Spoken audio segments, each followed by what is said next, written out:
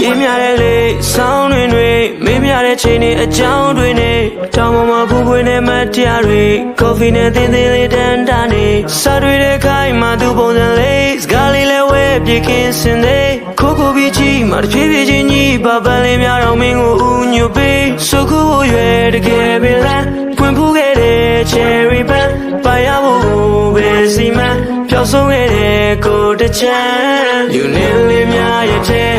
ဒီပန်းလေးလာနေတယ်ဘာပန်းလေးမင်းကြီးရဲ့ cherry pan လို့ပြောတာပဲသူနာတို့ကပ်တာနဲ့ရှက်ပါလေးများရဲ့